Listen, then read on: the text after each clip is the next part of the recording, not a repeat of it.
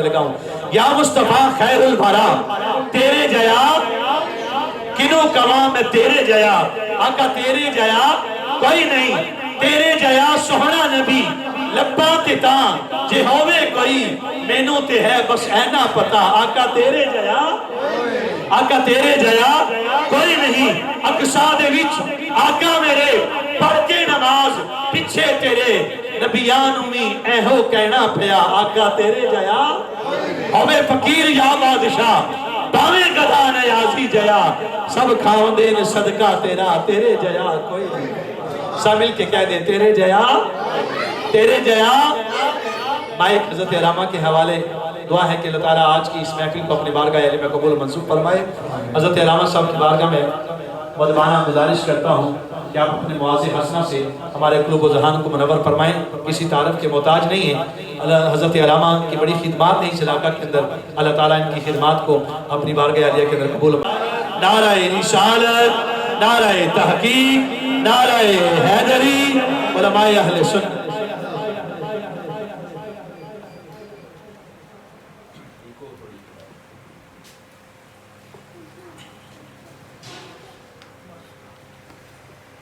نحمده ونصلي ونسلم على رسوله الكريم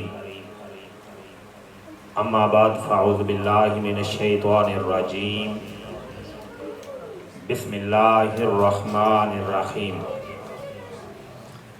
اقتربت الساعة وانشق القمر آمنت باللہ صدق اللہ العظیم وصدق الرسول النبی الکریم الامین نحن على ذلك لمن الشاہدین والشاکرین والحمد للہ رب العالمین ان اللہ وملائکتہ یصلون علی النبی یا ایہا الذین آمنوا صلوا علیہ وسلموا تسلیما سارے مل کے درود پاک پڑھ لیجیے الصلاۃ والسلام علیکہ یا سیدی یا رسول اللہ وعلی آلک وصحابک یا حبیب اللہ الصلاۃ والسلام علیکہ یا سیدی یا رسول اللہ وعلی آلک وصحابک یا خاتم النبیین برادران اسلام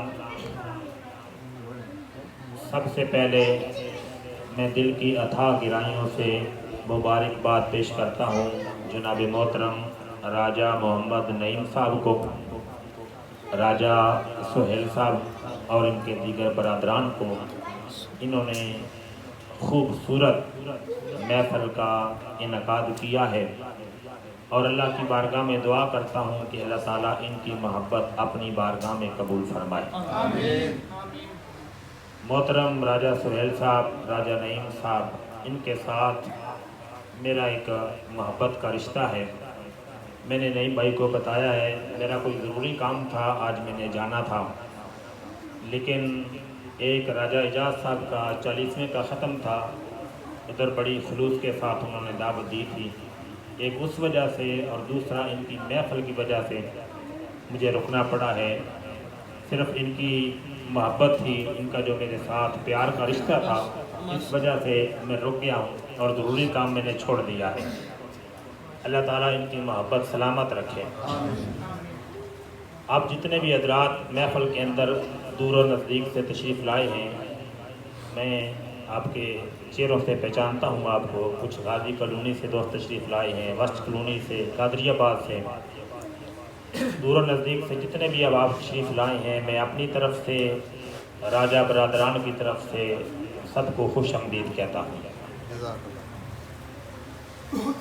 برادران اسلام مجھ سے پہلے ثنا خانوں نے بڑے خوبصورت انداز میں آقا علیہ السلام کی ثنا خوانی کی ہے سارے ثنا خان ایک دوسرے سے پڑھ کے اچھا پڑھ رہے تھے اللہ تعالیٰ ان کی محبت اپنی بارگاہ میں قبول فرمائے اللہ تعالیٰ ان کے علم میں عمل میں مزید برکتیں عطا فرمائے اور اللہ تعالیٰ آپ سب کا آنا اپنی بارگاہ میں قبول فرمائے اس طرح علامہ صاحب فرما رہے تھے کہ محبوب کی محفل کو محبوب سجاتے ہیں ہر ایک کے بس کی بات نہیں ہوتی اس طرح کی محفلیں سجانا یا اس طرح کی محفلوں میں آنا اس طرح فرما رہے تھے کہ محبوب کی محفل کو محبوب سجاتے ہیں آتے ہیں وہی جن کو سرکار بلاتے ہیں اور کسی نے کیا خوب کہا ہے کہ اغیار کا احسان اٹھایا نہیں جاتا، در در پہ یہ سر جھکایا نہیں جاتا، آتے ہیں وہی جنہیں سرکار بلاتے ہیں،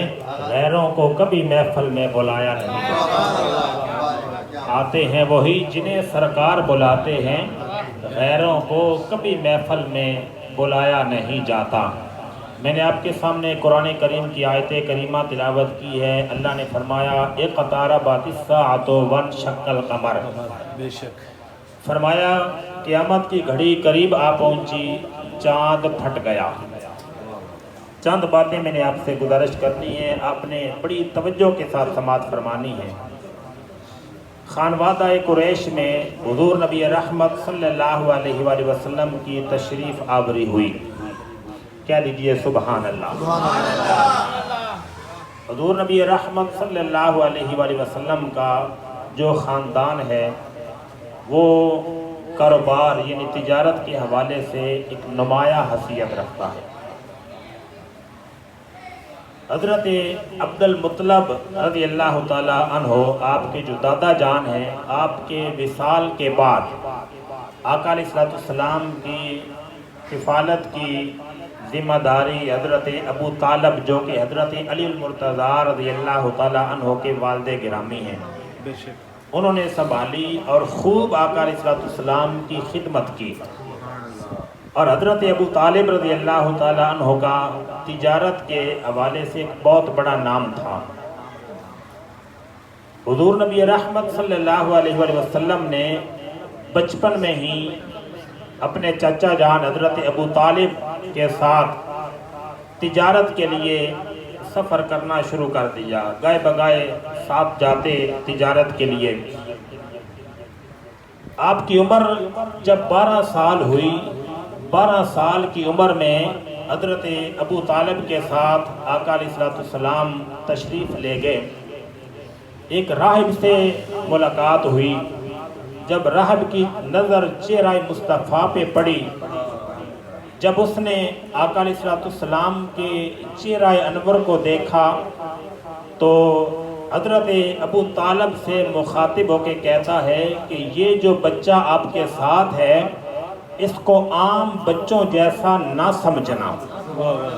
میری بات توجہ کے ساتھ سماعت فرمائیے، کیا کہتا ہے کہ یہ جو بچہ آپ کے ساتھ ہے اسے عام بچوں کی طرح نہ سمجھنا، میرے پاس اللہ تعالیٰ کی آسمانی کتاب موجود ہے اور میں ہر وقت اس کا مطالعہ کرتا ہوں۔ کہتا ہے کہ اللہ کی عزت کی قسم جتنی نشانیاں نبی آخر الزمان کی میں نے اس کتاب کے اندر پڑھی ہے نا، وہ ساری کی ساری مجھے اس بچے کے اندر نظر آ رہی ہے۔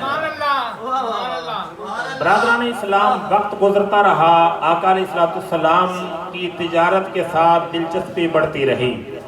یہ میرے برادر محترم راجہ نعیم صاحب نے فرمائش کی ہے، اس لیے میں چند باتیں تجارت کے حوالے سے کر کے بات آگے بڑھاتا ہوں۔ برادران اسلام، آقا علیہ السلام کی دلچسپی بڑھتی رہی۔ رزق حلال کے لیے یہ بات یاد رکھیں، ذہن نشین کر لیں، رزق حلال کے لیے تجارت کرنا، کاروبار کرنا، یہ تمہارے اور میرے لجپال آقا کی سنت ہے۔ اور رزق حلال کمانا، رزق حلال کھانا اور اپنی اولادوں کو کھلانا یہ عبادت ہے۔ آقا علیہ السلام کی تجارت میں، کاروبار میں دلچسپی بڑھتی رہی۔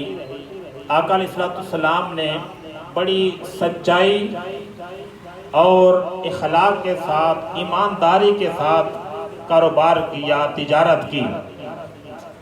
برادران اسلام، عرب کے اندر ایک میلہ لگتا تھا سال کے بعد اونٹوں کی تجارت کا۔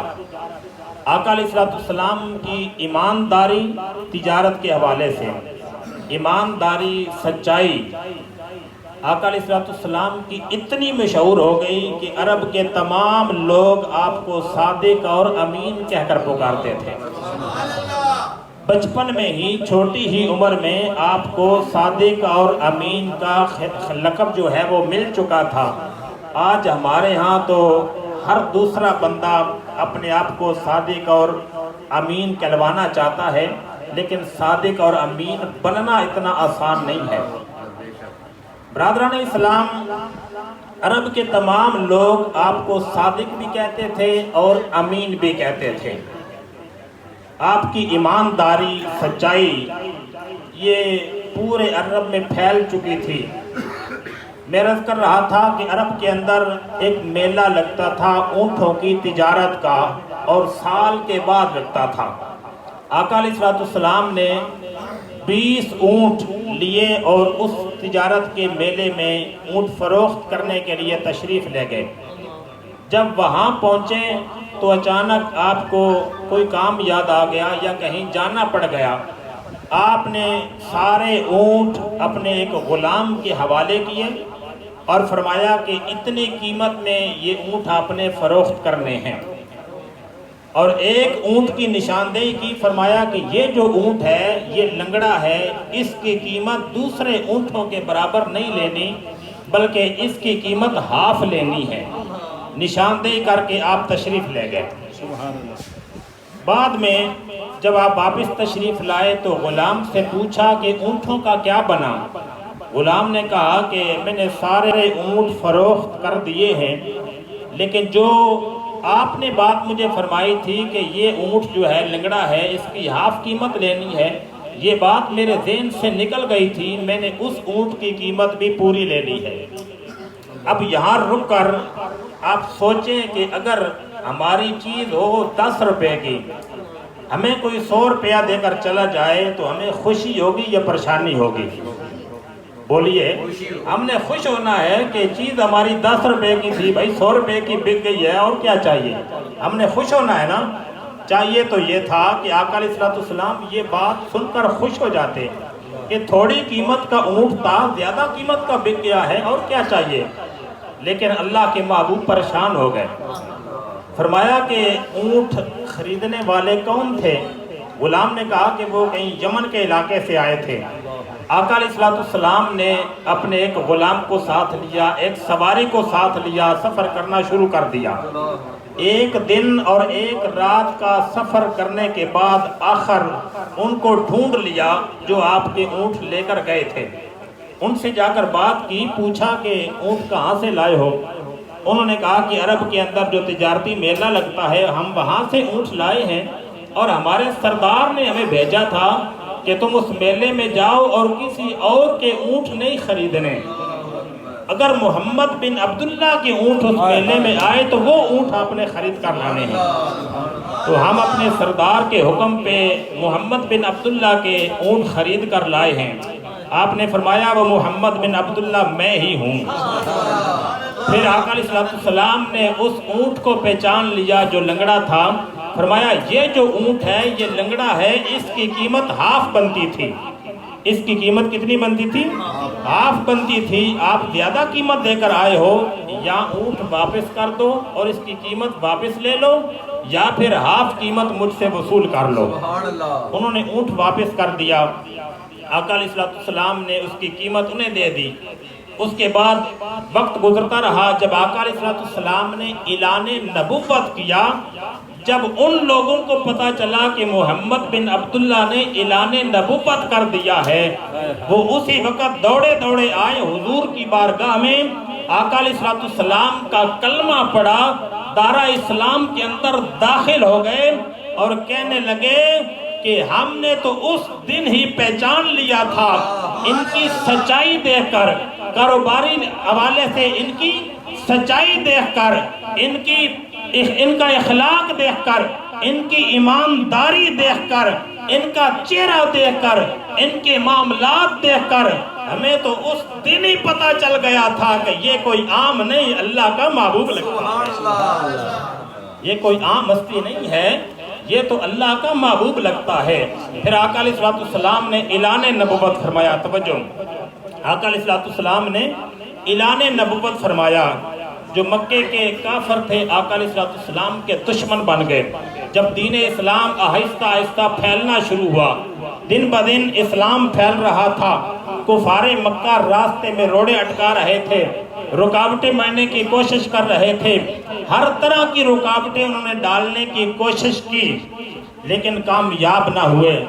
آخر تنگ آ کر ابو جال نے اپنے قریبی دوست حبیب یمنی کو خط لکھا اور خط کی عبارت کچھ اس طرح تھی، کہنے لگا کہ ہم نے جب بھی محمد بن عبداللہ سے دلیل سے بات کی ہے وہ ہم پہ غالب آ گیا ہے، اور آہستہ آہستہ تمہارا اور تمہارے آباء و اجداد کا دین کمزور ہوتا جا رہا ہے، قبل اس کے کہ اس کا دین پھیل جائے تو آ اور ان کے ساتھ آ کر بات چیت کر۔ حبیب یمنی اس دور میں بڑا سمجھدار اور بڑا دانا آدمی سمجھا جاتا تھا اور اپنے دور کا بہت بڑا حکیم بھی تھا۔ ابو جال نے کفار مکہ حضور کو نعوذ باللہ پاگل اور مجنون بھی سمجھتے تھے۔ ابو جال نے خط کے اوپر یہ بھی لکھا کہ تو چونکہ بہت بڑا حکیم ہے اور آ کر ان کے ساتھ بات چیت بھی کر اور ساتھ ان کا علاج بھی کر۔ ابو جال یہ کہہ رہا ہے کہ تو آ کر ان کا علاج کر، لیکن قدرت کو حضور علیہ السلام کے ہاتھوں حبیب یمنی کا علاج مقصود تھا۔ حبیب یمنی 12 گھوڑ سواروں کے ساتھ مکہ میں داخل ہوا۔ اہل مکہ نے بڑا شاندار طریقے سے حبیب یمنی کا استقبال کیا۔ حبیب یمنی آتے ہی کہتا ہے بتاؤ مریض کہاں ہے؟ جانتا نہیں تھا کہ میں جس کو مریض کہہ رہا ہوں سارے مریضوں کو اس کے صدقے سے شفا ملتی ہے۔ آتے ہی کہتا ہے کہ بتاؤ مریض کہاں ہے؟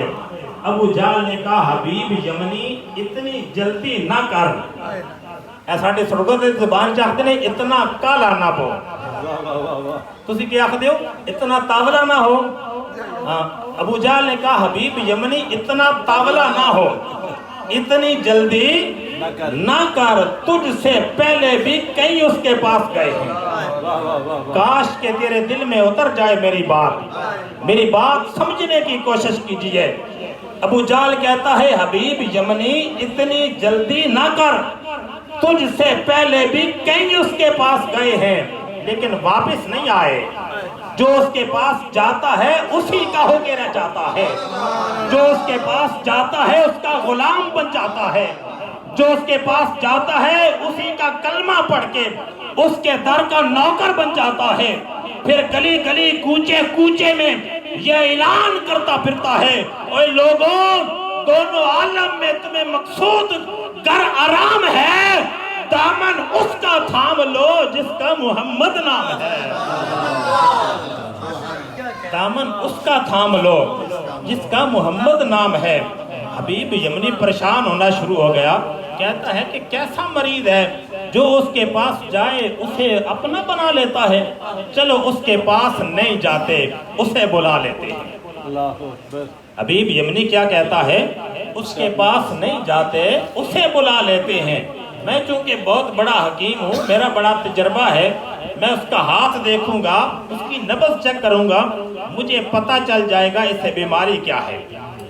ابو جال کہتا ہے حبیب یمنی سوچ لے، حبیب یمنی سوچ لے، تجھ سے پہلے عمر بن خطاب انہی کے ہاتھوں پہ ہاتھ رکھ کے ہمارے ہاتھوں سے نکل چکا ہے، تجھ سے پہلے عمر بن خطاب انہی کے ہاتھ پہ ہاتھ رکھ کے ہمارے ہاتھوں سے نکل چکا ہے، انہی کا غلام بن چکا ہے، انہی کے در کا نوکر بن چکا ہے اور ہمارے لیے موت کا پیغام بن چکا ہے۔ ہم اسے سمجھانے کی کوشش کرتے ہیں، ہمیں آگے سے ایک ہی جواب دیتا ہے چھڑ دیا دنیا گزارا ہو سکتا، محمد نو چھڑیا گزارا نہیں۔ سبحان اللہ، نعرہ تکبیر، نعرہ رسالت، نعرہ رسالت، نعرہ حیدری۔ حبیب یمنی کہتا ہے کیسا مریض ہے جو اس کے پاس جائے اسے اپنا بنا لیتا ہے، کہتا ہے چلو میں اس کے ہاتھ پہ ہاتھ بھی نہیں رکھوں گا، میں چونکہ بہت بڑا حکیم ہوں، میرا بڑا تجربہ ہے، میں بس اس کی آنکھیں دیکھوں گا، آنکھوں میں آنکھیں ڈالوں گا، مجھے پتہ چل جائے گا اسے بیماری کیا ہے۔ ابو جال کہتا ہے حبیب یمنی سوچ لے، تجھ سے پہلے بلال حبشی نے بھی اس کی آنکھوں کے نظارے کیے ہیں، جسے امیہ بن خلف کبھی آگ کے انگاروں پہ کھڑا کر کے کہتا ہے، کبھی گرم ریت پہ لٹا کے سینے پہ بھاری پتھر رکھ کے کہتا ہے بلال تجھے کلمہ چھوڑنا پڑے گا، بلال امیہ کی آنکھوں میں آنکھیں ڈال کے جواب دیتا ہے امیہ سن لے اور کان کی کھڑکیاں کھول کر سن لے بلال نے کلمہ پڑھنے کے لیے پڑھا ہے چھوڑنے کے لیے نہیں پڑھا بلال نے کلمہ پڑھنے کے لیے پڑھا ہے چھوڑنے کے لیے نہیں پڑھا امیہ آگ کے انگاروں پہ کھڑا کر کے کہتا ہے اوے بلال تو میرا غلام ہے کسی اور کا غلام نہیں بلال ایک ہی جواب دیتا ہے امیہ میرا جسم تیرا غلام ہے میرا دل محمد عربی کا غلام بن گیا ہے میرا جسم تیرا غلام ہے دل محمد عربی کا غلام بن گیا ہے حبیب یمنی کی پریشانی بڑھتی گئی کہتا ہے کمال کا مرید ہے جو بھی اس کے سامنے ہوتا ہے اسی کا ہو کے رہ جاتا ہے چلو میں اس کے ہاتھ پہ ہاتھ بھی نہیں رکھتا میں اس کی آنکھوں میں آنکھیں بھی نہیں ڈالتا توجہ میری طرف رکھیے یہ تبرک تھوڑی دیر ٹھہر کے دے کہتا ہے کہ میں اس کے ہاتھ پہ ہاتھ بھی نہیں رکھتا اس کی آنکھوں میں آنکھیں بھی نہیں ڈالتا بس اس کے ساتھ تھوڑی سی گفتگو کروں گا اس کے ساتھ باتیں کروں گا باتوں میں مجھے پتہ چل جائے گا انہیں بیماری کیا ہے ابو جال کہتا ہے حبیب یمنی سوچ لے وہ باتوں میں پتھروں سے کلمے پڑھوا لیتا ہے نعرہ تکبیر نعرہ رسالت نعرہ حیدری جشن عید میلاد النبی وہ باتوں میں پتھروں سے کلمے پڑھوا لیتا ہے ابو جہل نے یہ بات کیوں کی تھی اس کے ساتھ یہ واقعہ پیش آ چکا تھا اپنی مٹھی کے اندر پتھروں کی بند کنکریاں لے کر حضور کی بارگاہ میں آتا ہے بخاری کی حدیث پاک ہے آ کر کہتا ہے کہ آپ اگر اللہ کے سچے نبی ہیں تو بتائیں میری مٹھی میں کیا ہے میرے آقا فرماتے ہیں ابو جہل میں بتاؤں تیری مٹھی میں کیا ہے جب مٹھی والی چیز بتائے میں کون ہوں میرے آقا فرماتے ہیں مٹھی کو کان کے قریب کر مٹھی کو کان کے قریب کرتا ہے پتھروں کی کنکریاں مصطفیٰ کا کلمہ پڑھنا شروع کر دیتا پتھروں کی کنکریاں مصطفیٰ کا کلمہ پڑھنا شروع کر دیتی ہے کسی شاعر نے کیا خوب کہا کہ چن توڑی وجنا سوکھا ہے پر چن کول صدامنا وہی گال ہے توجہ میری طرف رکھیں چن توڑی وجنا سوکھا ہے پر چن کول صدامنا وہی گال ہے پانی ہر کوئی زمین چو کڑ گھن دے انگلی چو کڑھامنا وہی گال ہے چن توڑی وجنا سوکھا ہے پر چن کول صدامنا وہی گال ہے پانی ہر کوئی زمین چو کڑ گھن دے انگلی چو کڑھامنا وہی گال ہے اے سورج لاندہ لا ویندا دیگر تے ولاونا وہی گال ہے اے انسان تے کلمہ پڑھ گھن دے پتھرانو پڑھاونا وہی گال ہے انسان تے کلمہ پڑھ گھن دے پتھرانو پڑھاونا وہی گال ہے ابو جہل کہتا ہے حبیب یمنی سوچ لے وہ باتوں میں پتھروں سے کلمے پڑھوا لیتا ہے حبیب یمنی کہتا ہے یار بلاؤ تو صحیح کو بات چیت تو کرتے ہیں ابو جہل کہتا ہے چلو بلاتے ہیں لیکن پہلے ایک وعدہ کرو حبیب یمنی نے کہا بتا کیا وعدہ لینا چاہتا ہے کہتا ہے کہ یہ وعدہ آپ سے نہیں یہ سارے کافروں سے لینا ہے پوچھا بول کیا لینا چاہتا ہے کہتا ہے کہ جب محمد عربی جب محمد بن عبداللہ ہمارے پاس آ جائیں ان کے استقبال کے لیے کسی نے کھڑا نہیں ہونا وہ مسلمانوں کا نبی ہے صحابہ کا کام ہے صحابہ ان کا استقبال کریں ہم کافر ہیں ہمارا ان کے استقبال کے ساتھ کیا تعلق ہے تو کسی نے ان کے استقبال کے لیے کھڑا نہیں ہونا آقا علیہ السلام کو جب بلایا گیا دوسروں کو منع کرنے والا ابو جہل سب سے پہلے کھڑا ہو گیا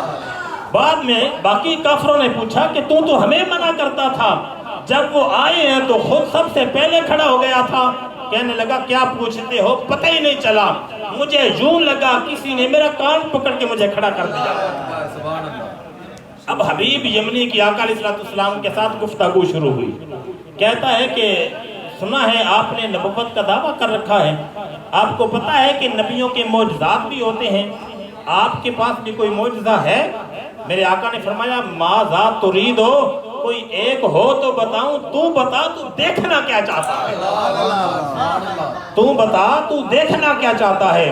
حبیب یمنی کہنے لگا کہ آسمان کے اوپر چمکتا ہوا سورج آپ کو نظر آ رہا ہے، دن کا وقت تھا۔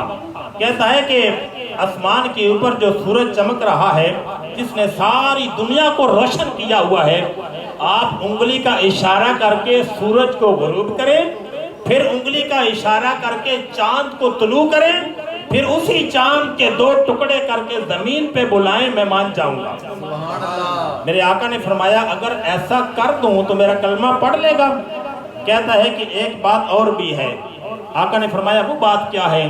کہنے لگا میرے دل کے اندر ایک بات ہے، وہ بات بھی آپ نے بتانی ہوگی کہ میرے دل میں کیا ہے، پھر اس کا حل بھی نکالنا ہوگا۔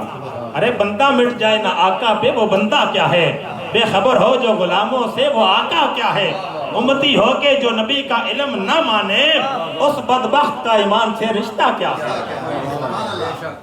کہتا ہے کہ میرے دل میں جو بات ہے وہ بات بھی آپ نے بتانی ہوگی، پھر اس کا حل بھی آپ نے نکالنا ہوگا۔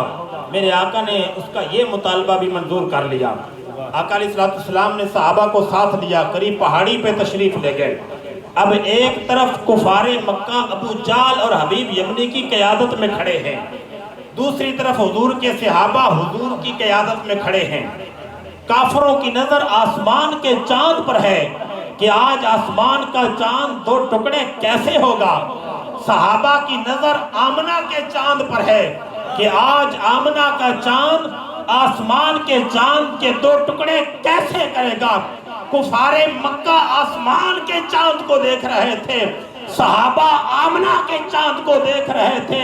کافروں کو یہ یقین تھا کہ آسمان کا چاند 2 ٹکڑے نہیں ہو سکتا، صحابہ کو یقین تھا آسمان کے چاند کی کیا مجال، اگر مصطفیٰ کی انگلی کا اشارہ آسمان کو ہو گیا تو آج آسمان بھی 2 ٹکڑے ہو جائے گا۔ اگر آقا کی انگلی کا اشارہ آسمان کو ہو گیا تو آسمان بھی 2 ٹکڑے ہو جائے گا۔ اس لیے کہ صحابہ یہ جانتے تھے جو نبی پتھروں کو کلمے پڑھوا سکتا ہے، جو نبی درختوں کو قدموں میں جھکا سکتا ہے، وہ چاہے تو چاند کے 2 ٹکڑے بھی فرما سکتا ہے۔ وہ چاہے تو چاند کے 2 ٹکڑے بھی فرما سکتا ہے۔ اب میرے آقا نے دائیں ہاتھ کی شہادت والی انگلی اٹھائی، شہادت والی انگلی سے سورج کو اشارہ کیا، سورج غروب ہو گیا۔ ثم طلع القمر منیرا، روشنی بکھیرتا ہوا چاند طلوع ہو گیا۔ اب یہاں پہ رک کے ایک بات علماء کی نظر کرنا چاہتا ہوں۔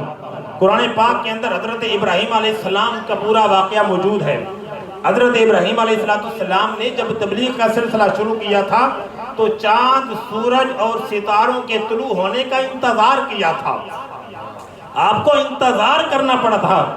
جب اپنے اپنے وقت پہ چاند، سورج اور ستارے طلوع ہوئے تو پھر کہا فلما جن علیہ اللیل رأى کوكبا قال هذا ربی فلما افل قال لئن لم يهدني ربی لأكونن من القوم الضالین فلما رأى الشمس بازغا قال هذا ربی فلما افل قال لئن لم يهدني ربی لأكونن من القوم الضالین فلما رأى الشمس بازغة قال هذا ربی هذا اکبر۔ مطلب یہ ہے کہ ابراہیم علیہ السلام کو چاند، سورج اور ستاروں کے طلوع ہونے کا انتظار کرنا پڑا تھا۔ میرے مصطفیٰ نے انتظار نہیں کیا، انگلی کا اشارہ کیا، سورج غروب کر دیا، چاند طلوع کر لیا۔ پتہ چلا ابراہیم وہ ہیں جو چاند، سورج اور ستاروں کے طلوع ہونے کا انتظار کرتے ہیں۔ تمہارے اور میرے لجپال آقا کی شان یہ ہے کہ چاند بھی مصطفیٰ کی انگلی کے اشارے کا انتظار کرتا ہے اور سورج بھی مصطفیٰ کی انگلی کے اشارے کا انتظار کرتا ہے۔ میرے آقا نے انگلی کا اشارہ کیا، سورج غروب ہو گیا، چاند طلوع ہو گیا۔ پھر آقا کی انگلی کے اشارے سے آسمان کا چاند 2 ٹکڑے ہو کے زمین پہ آ گیا۔ ادھر بریلی کا غیرت مند امام پکار اٹھا، سورج الٹے پاؤں پلٹے، چاند اشارے سے ہو چاک، اندھے منکر دیکھ لے، قدرت رسول اللہ کی. سورج الٹے پاؤں پلٹے، چاند اشارے سے ہو چاک، اندھے منکر دیکھ لے قدرت رسول اللہ کی. اور کسی عاشق نے کیا خوب کہا کہ میں پوچھیا عید دے چن کو لو، بھائی کسا تین میں عید کرائی ہے. میں پوچھیا عید دے چن کو لو، کسا تین میں عید کرائی ہے. اس آکھیا میری زندگی وچ ایک ایو جی رات بھی آئی ہے، وہ ملک عرب دی دھرتی تے ایک سونے انگل بوائی ہے، او دے انگل دے راز اشارے تے میں ٹٹ کے عید منائی ہے. او دے انگل دے راز اشارے تے میں ٹٹ کے عید منائی ہے. میرے آقا نے انگلی کا اشارہ کیا، چاند دو ٹکڑے ہو کے زمین پہ آ گیا. آقا نے فرمایا حبیب یمنی اب بتا. کہتا ہے کہ دل مان گیا ہے لیکن میرا دوسرا کام. تو نے فرمایا کہ تیرا دوسرا کام یہی ہے نا کہ تیرے دل میں یہ بات ہے کہ تیری بیٹی بیمار ہے، جو اپاج ہے، چل نہیں سکتی، چارپائی پہ پڑی ہے، تو چاہتا ہے کہ میری بیٹی کو اللہ صحت عطا کر دے. فرمایا میرا کلمہ پڑھ، میری غلامی اختیار کر.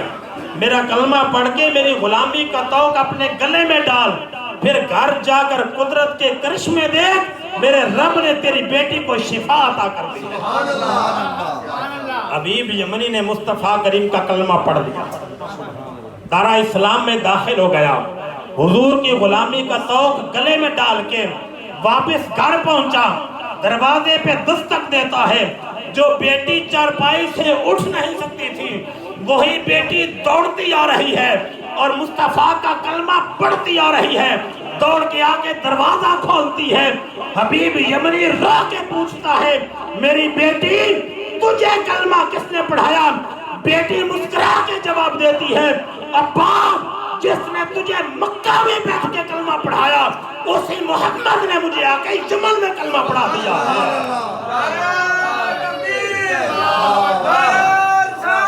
یا رسول اللہ، یا علی، یا نبی، آقا علیہ السلام کی دعا سے حبیب یمنی کی بیٹی کو شفا بھی مل گئی. آقا کی انگلی کے اشارے سے چاند بھی دو ٹکڑے ہو گیا. آج لوگ کہتے ہیں سائنس بڑی ترقی کر گئی ہے. اگر پوچھئے کہ سائنس نے کیا ترقی کی ہے تو کہتے ہیں کہ سائنس والے چاند پہ پہنچ گئے ہیں. میں کہتا ہوں چاند پر پہنچنا ٹھیک صحیح، ہم مانتے ہیں چاند پر پہنچنا ٹھیک صحیح، پر چاند قدموں میں لانا بڑی بات ہے. چاند پر پہنچنا ٹھیک صحیح، پر چاند قدموں میں لانا بڑی بات ہے. آج 14 صدیاں بعد سائنس ترقی کر کے سائنس والے چاند پر پہنچ گئے ہیں، تو اسی چاند کو آج سے 14 صدیاں پہلے میرے آقا نے اپنے قدموں میں بلا لیا. 14 صدیاں بعد چاند تک پہنچانا سائنس دانوں کا کمال ہے. اسی چاند کو آج سے 14 صدیاں پہلے قدموں میں بلا لینا محمد مصطفیٰ کا کمال ہے. سائنس والے چاند پہ پہنچے ہیں تو اتنا بڑا کمال سمجھ رہے ہو. میرے آقا کی شان تو یہ ہے کہ معراج کی رات کعبہ قوسین کی بلندیوں کو بھی پیچھے چھوڑ گئے اور خود آقا کی زبان سے ہم تک یہ الفاظ پہنچے ہیں لَتَرْكَبُنَّ طَبَقًا عَنْ طَبَقٍ کہ تم بلندیوں تک تو جا سکتے ہو مگر جس بلندی پہ محمد مصطفیٰ پہنچے ہیں اس کی گرد و غبار کو بھی تم نہیں پا سکتے. اس بلندی پہ محمد مصطفیٰ پہنچے ہیں اس کی گرد و غبار کو بھی تم نہیں پا سکتے. برادران اسلام آخری بات کہ چاند کے 2 ٹکڑے کر دینا یہ تو اعلان نبوت کے بعد کی بات ہے. میرے آقا کے بچپن کی بات سنیے. چاند کے 2 ٹکڑے کر دینا یہ تو اعلان نبوت کے بعد کی بات ہے. آقا نے اعلان نبوت کیا 40 سال کی عمر میں. یہ بات اعلان نبوت کے بعد کی ہے. میرے آقا کے بچپن کا عالم دیکھیے. حضرت عباس رضی اللہ تعالیٰ عنہ فرماتے ہیں کہ میں نے آقا کو بچپن میں دیکھا، رات کا وقت ہے، آقا علیہ السلام چارپائی پہ تشریف فرما ہے، آسمان کا چاند پورے جوبن کے ساتھ چمک رہا ہے، 14ویں کا چاند پورے آب و تاب کے ساتھ جگمگا رہا ہے۔ میرے آقا علیہ السلام نے دائیں ہاتھ کی شہادت والی انگلی آسمان کی طرف کی ہوئی ہے۔ آقا کی انگلی کا اشارہ دائیں جاتا ہے، آسمان کا چاند دائیں جھکتا چلا جاتا ہے۔ انگلی کا اشارہ بائیں جاتا ہے، آسمان کا چاند بائیں جھکتا چلا جاتا ہے۔ جدھر جدھر میرے نبی کی انگلی کا اشارہ چلا جاتا ہے، آسمان کا چاند ادھر جھکتا چلا جاتا ہے۔ جدھر جدھر آقا کی انگلی کا اشارہ چلا جاتا ہے، آسمان کا چاند ادھر جھکتا چلا جاتا ہے۔ کسی عاشق نے کیا خوب کہا کہ یہ قصہ حلیمہ کے آنگن کا پوچھو، جوانی کا چھوڑو بچپن کا پوچھو۔ یہ قصہ حلیمہ کے آنگن کا پوچھو، جوانی کا چھوڑو بچپن کا پوچھو۔ ابھی مصطفیٰ نے اٹھائی ہے انگلی کمر سے تو پوچھو کدھر جا رہا ہے۔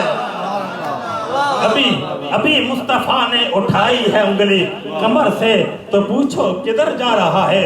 اسی لیے تو ہم کہتے ہیں کہ تو میرا محبوب نہیں ڈٹھا جنہوں ویکھ کے چند شرماوے۔ تو میرا محبوب نہیں ڈٹھا جنہوں ویکھ کے چند شرماوے۔ ادھی راتی دن چڑھ جاوے جے او رخ تو نقاب ہٹاوے۔ تو میرا محبوب نہیں ڈٹھا جنہوں ویکھ کے چند شرماوے۔ ادھی راتی دن چڑھ جاوے جے او رخ تو نقاب ہٹاوے۔ جے او نکلے سیر کرنو سارا گلشن سیس نواوے۔ جے او پاوے ہاتھ پھلاں وچ پھلاں دا مان بدھاوے۔ جے او پاوے ہاتھ پھلاں وچ ہاتھ پھلاں تو ود جاوے۔ توبہ توبہ حسن سجن دا تے جھال نہ جھلی جاوے۔ جے او کھولے پیچ ظلف دے تے راہی راہ بھول جاوے۔ کی اجاز نظر وچ او دی جو آوے وک جاوے۔ آدم ایڈا سونا مائی سن کدرے نظری نہ آوے۔ آدم ایڈا سونا مائی سن کدرے نظری نہ آوے۔ اللہ رب العالمین کی بارگاہ میں دعا ہے اللہ تعالی ہم سب کی حاضری اپنی پاک بلند بارگاہ میں منظور مقبول فرمائے۔ راجہ برادران نے بڑی خوبصورت محفل کا انعقاد کیا ہے۔ اللہ رب العالمین کی بارگاہ میں دعا ہے اللہ تعالیٰ ان کی محبت اپنی بارگاہ میں قبول فرمائے، اور اس محفل پاک کی برکت سے اللہ تعالیٰ ان کے کاروبار میں، رزق میں، مال جان میں برکتیں فرمائے۔ اللہ تعالیٰ ان کے والد گرامی کے درجات میں بلندی فرمائے، اور انتہائی مخلص اور انتہائی اچھے انسان محترم راجہ اعجاز صاحب جو کہ چند دن پہلے اس دار فانی سے رخصت ہوئے ہیں، اللہ تعالیٰ ان کے درجات میں بھی بلندی فرمائے، اور اللہ تعالیٰ راجہ سہیل صاحب، راجہ نعیم صاحب کی والدہ محترمہ کو صحت کاملہ عطا فرمائے۔ اللہ تعالیٰ ان کا سایہ تا دیر ان کے سروں کے اوپر قائم و دائم فرمائے، اور اللہ تعالیٰ آپ سب کا آنا اور یہاں پہ بیٹھ کے اللہ کے نبی کا ذکر سننا اپنی بارگاہ میں قبول فرمائے۔ وما علینا الا البلاغ المبین۔ سلام ہوگا اس کے بعد آیت پہ لاکھوں سلام شمع بز میں ہدایت پہ لاکھوں سلام سبحانی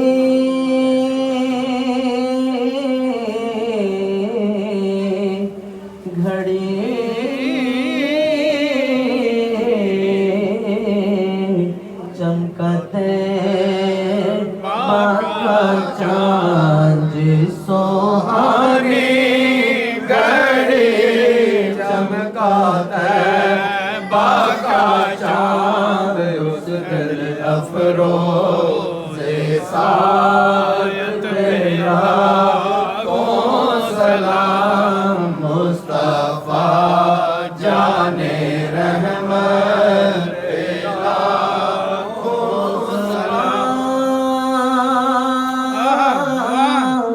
جس کو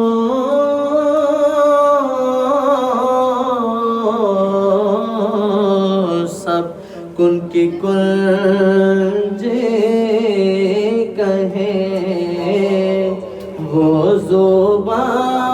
جس کو سب ان کی کنج کہے، وہ زبان جس کو سب ان کی کنج کہے۔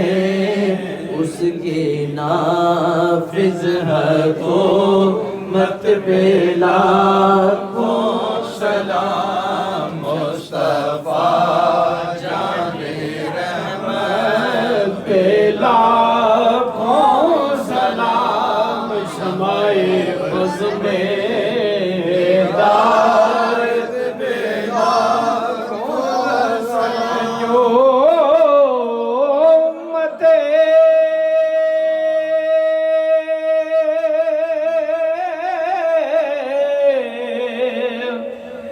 کی خاطر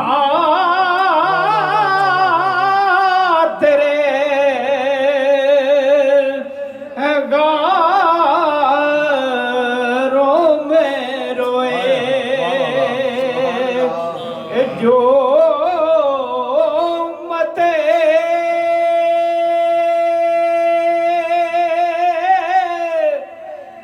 کی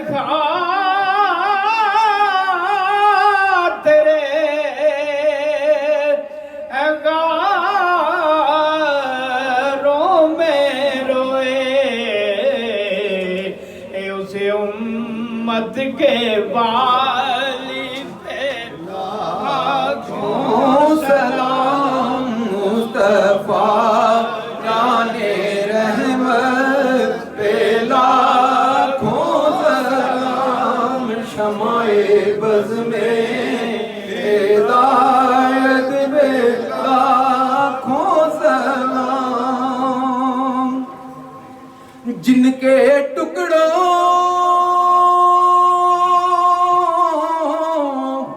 پہ پلتا ہے سارا جہاں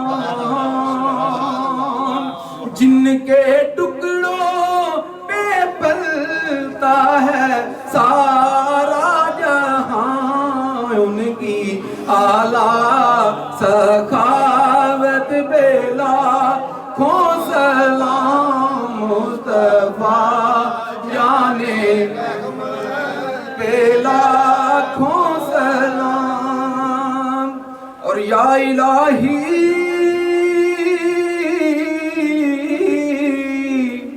صدقہ آل